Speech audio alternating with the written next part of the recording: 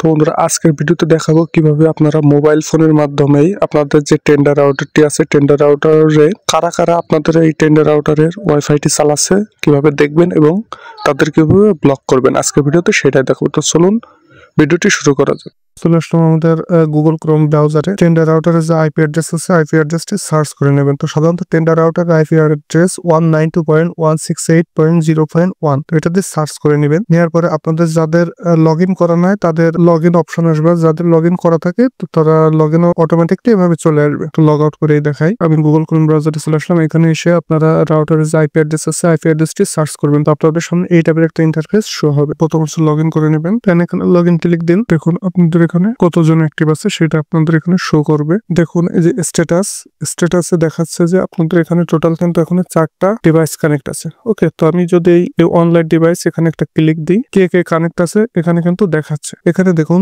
Limit option আছে, তারপরে যার যার নাম আছে সেগুলো এখানে দেখুন গ্রিন সিগন্যাল একটা অপশন আছে। এই গ্রিন সিগন্যাল যদি আপনি এখানে অফ করে দেন, অফ করে দেওয়ার পরে যদি একটু নিচে আসেন এসে এখানে দেখুন যে ওকে নামে একটা অপশন আছে, এই ওকে তো যদি ক্লিক করে দেন তাহলে আপনার এই ডিভাইসটি ব্লক হয়ে যাবে।